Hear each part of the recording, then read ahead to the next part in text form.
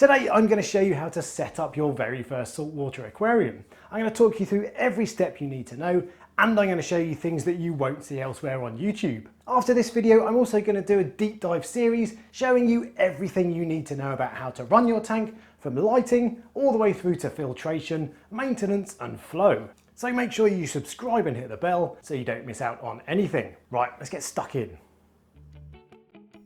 For this setup, we're going to use a 30-gallon 120-litre nano tank with a sump. This is a bit of a budget build, so I've bought everything secondhand, and I'll put a card up for a video showing you how much this all cost. Just make sure your significant other isn't watching over your shoulder when you check out the costs. The tank is an Aqua One Mini Reef 120, and there are usually plenty of these available secondhand. And like most modern tanks, they come in gloss black or white, which will look lovely next to your Swedish flat pack furniture. I've chosen a small tank over a big tank because I think it's just about a better bet for a beginner. It'll cost a lot less money in terms of equipment, livestock and running costs like electricity and salt mix for water changes, and it's easier to fix problems with your water quality on a small tank. For example, it is of course a lot easier to do a 50% water change on a 100 litre tank than it is on a 500 litre tank, and your partner might not take too kindly to having two enormous water change vats in your living room every weekend. The downsides are that it's harder to keep water parameters stable in a small tank, and you'll be limited in the quantity and type of fish you can keep. For example, I'm afraid you can forget about keeping a yellow tang in a 30-gallon tank, and if you do, just make sure you don't tell anyone on Facebook about it. So on balance, a cheaper and more manageable tank just about wins it for me. In terms of location, you should put your tank in the room in which you spend most of your time. That's as much as anything because you'll enjoy it more, but also because you're more likely to neglect it if it's out of sight. Aside from that, you should also have it away from radiators to avoid overheating, and ideally out of direct sunlight. Although a little sunlight won't do any harm, especially at the start or end of the day, and it actually gives your tank a pretty cool look. This is my tank under a spot of sunlight in the mornings. It's also a really good idea to leave a gap behind the tank so you can reach back there for maintenance, and doing so will give you a bit of much needed storage space, more on that later. So now let's set the tank up. If you've bought something like a Red Sea reefer, you'll need to get all IKEA and assemble the cabinet first. Doing so is easy, but it takes longer than you might think, so set aside plenty of time and make sure your kids aren't home so you can shout swear words when you bang your thumb with a hammer. This tank came pre-built though, so all we need to do is put it in place and make sure it sits level. It's really important to have the tank level so there's no excess pressure on the glass panels. If it's not level, just wedge the bottom of the cabinet to even it out. I use these marble coffee mats, but please don't tell Mrs. Reef Talk. Before you get started, I'm going to recommend you wrap the outside of your sump in white sticky back plastic. Over time, silt and algae will build up in your sump, and you'll also get tiny little critters swimming around down there. And it is much easier to see what's going on if these sump walls are white, especially if you have a black cabinet like mine. You should of course wrap only 3 sides and the bottom, leaving the front viewing panel clear. Next up is lubrication. You should apply a liberal helping of Vaseline to your cabinet hinges. Some cabinets are pretty humid places with little in the way of ventilation, all of which is a recipe for a rusty hinge. Just make sure your missus doesn't catch you using her supply. With any tank with a sump, you'll need to channel your inner Super Mario Brothers and do a spot of plumbing. You'll have one pipe to take the water from your sump to the tank, and a drain to return the water back down to your sump. On fancier tanks than this, you'll also have a third pipe that acts as an emergency drain in case the main drain gets clogged. Aquarium plumbing fittings are usually push fit or screw fit, and of course they have rubber rings to form a watertight seal where the pipe meets the glass. When you're setting up a tank, it's always a good idea to have a small tube of silicone and some plumber's tape to hand. Silicone will create a watertight seal if you don't have rubber fittings, and plumber's tape prevents water from escaping past screw threads. If you do find a leak when you set up, one of these two will almost certainly fix it. Now don't let the thought of plumbing put you off, it's really easy and it's basically Lego for grown-ups. All tanks come with instructions on how to set up the plumbing, but to demonstrate how easy it is, I put this together without looking at them, and I am a total DIY numpty. It is a great idea to fill the aquarium with tap water to check for leaks before you fill it with salt water, or at the very least do a leak check in the weir box around the plumbing. Once you're satisfied there are no leaks, drain out all of the tap water so you have a blank canvas to start your aquascape. If you have the patience, it's a great idea to make a cardboard cutout of the base of your tank so you can plan how your scape will look without the restriction of glass walls getting in your way. Many people spend days getting their scape just right, but you don't have to be Vincent van Gogh to make a decent aquascape. The fundamentals of a reef tank aquascape are that you should have caves and hiding places for your fish to escape to avoid unnecessary stress, and your rockwork should be at nice sloping angles wherever possible. If you have a vertical rock face in your tank, it is extremely difficult to fix corals to, so avoid cliff edges where you can. Other than that, just make sure you leave a 1-inch gap between the rock and the glass so you can get your algae scraper in to clean. You can cement rocks together to make sure they don't fall, but with a small tank like this with only a few rocks stacked on top of each other, I prefer to just make sure they're firmly balanced. That also makes it easier to remove a rock you're not happy with in the future, if for example it gets covered in an invasive coral you decide you no longer like. I'm looking at you, pulsing Xenia. And moving your scape into your tank is another opportunity to play around with the spacings and make sure you're absolutely happy with it before you get it wet. For this build I've used dry rock in the form of real reef rock instead of wet live rock. Live rock is increasingly expensive and difficult to get hold of these days, and there's a risk it will bring unwanted hitchhikers into your tank like Aptasia anemones that can take over your tank. The benefits of live rock though are that it's more porous than man-made rock, so it has much better filtration capacity, and in theory it should have greater biodiversity in terms of helpful critters and bacteria. So while I usually prefer man-made rock, if at all possible you should add a few kilos of live rock to the sump so you at least get some of the benefit of the good stuff. The next step is to add sand. If you use dry sand, you'll need to prepare it first with 2 steps. Firstly, run a magnet through it to make sure you remove any particles of metal. You might be surprised just how much metal you find, and if the metal is magnetic, it is also likely to rust in salt water, which can release toxins that are poisonous to our fish and corals. Then you'll need to rinse the stuff. Using tap water for this stage is fine, and you can just put it in a bucket or jug and run a tap through it until the water runs clear. For this build though, I've used Red Sea live sand, which you don't need to wash. It claims to reduce the time your tank takes to cycle, which might be a load of bollocks, but it probably doesn't hurt.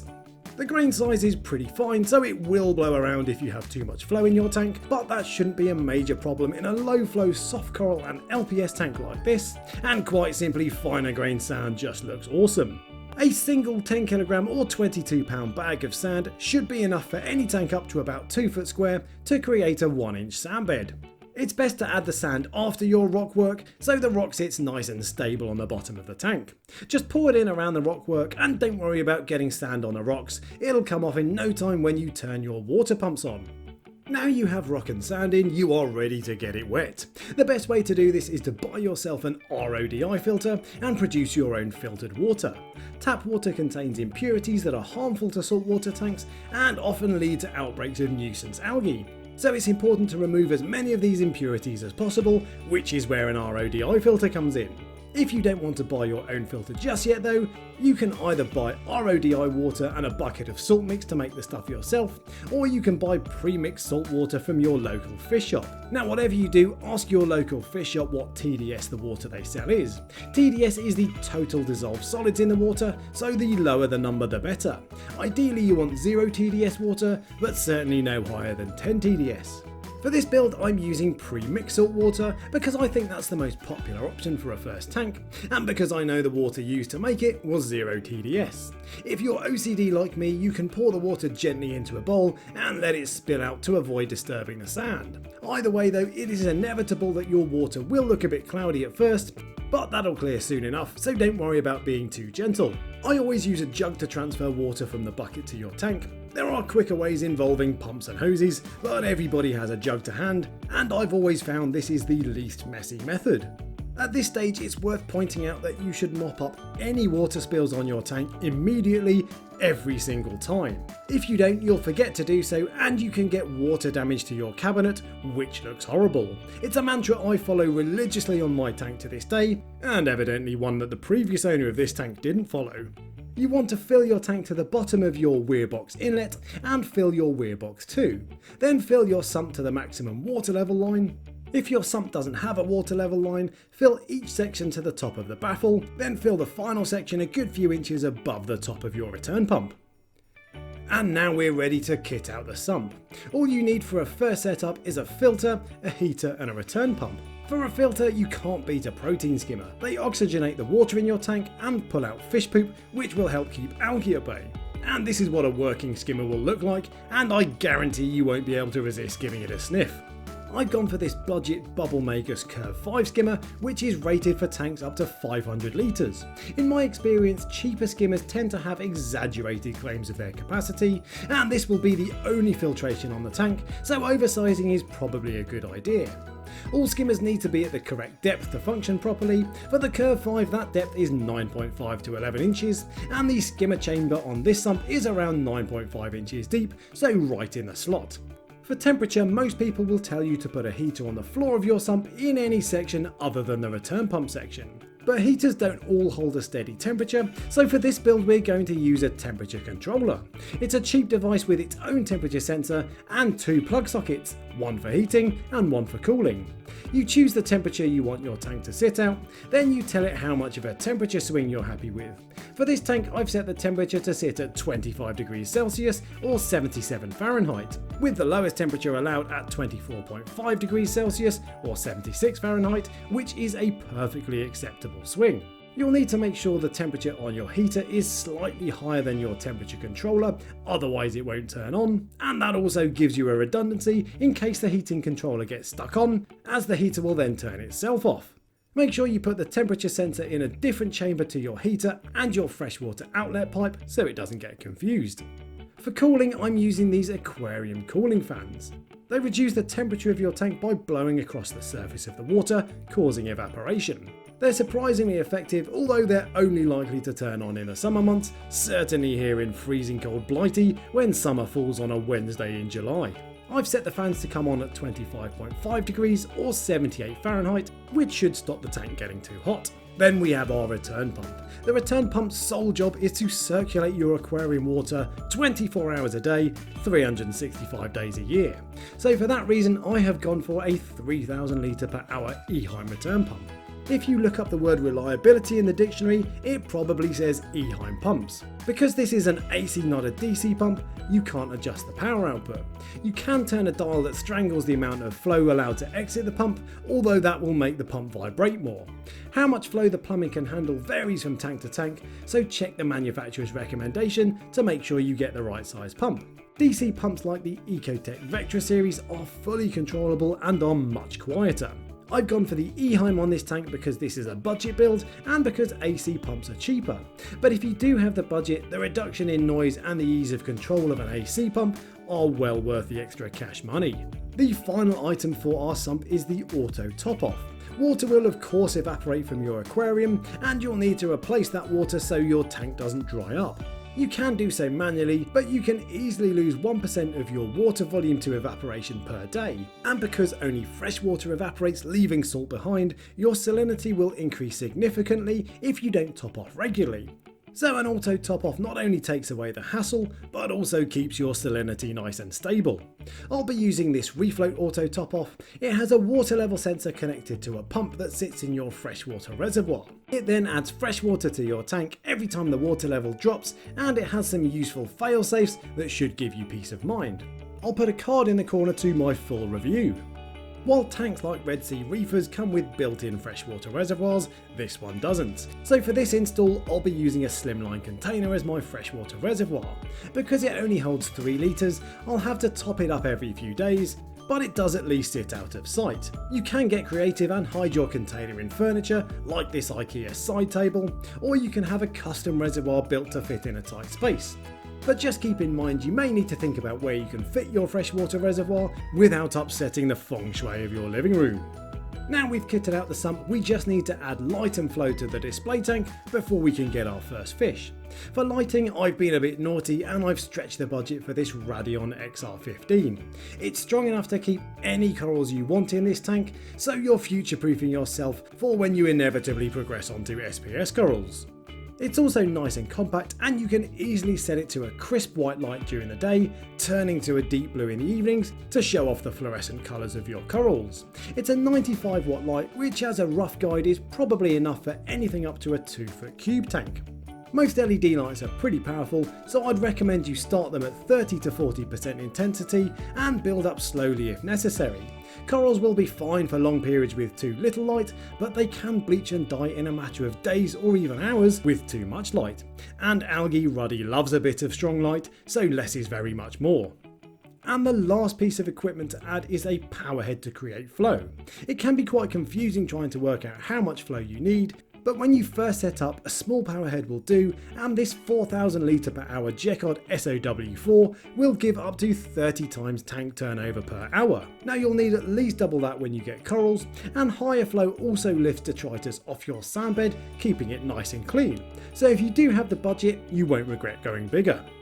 But if you only have one, set it to a random flow mode and point it towards your overflow outlet, which will help create a more turbulent ocean-like flow pattern. And now we get to the exciting part, adding your first wet pet. Before you do so, just double check your temperature and your salinity, which should be around 35 parts per thousand or 1.026 specific gravity. Now at this point I need you to promise me you won't get a damsel as your first fish.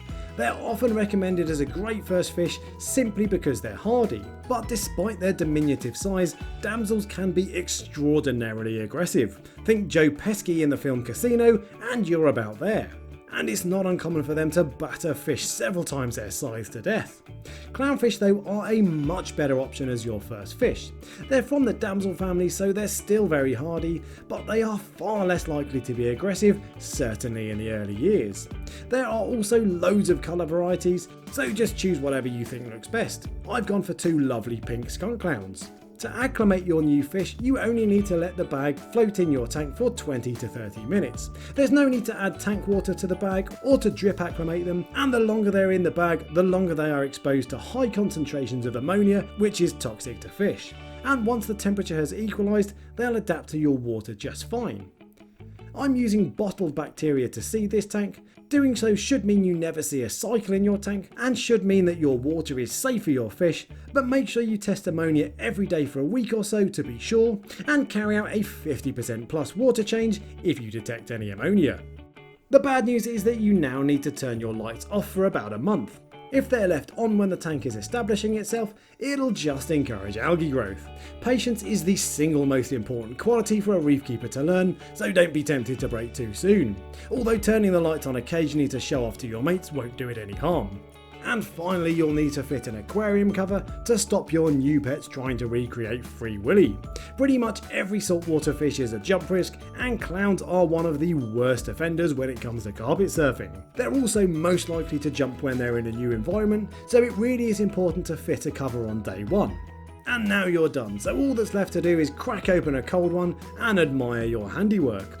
Fish are pretty timid beasts, so don't expect to see much of them for at least a few days, and no matter how tempting it might be, try not to chase them out into the open for your viewing pleasure. It'll only stress them out more than they already are.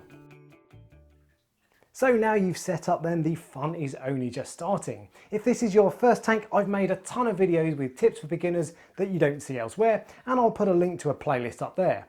If you enjoyed the video, then give me a thumbs up and subscribe for next week, and until next time, happy reefing.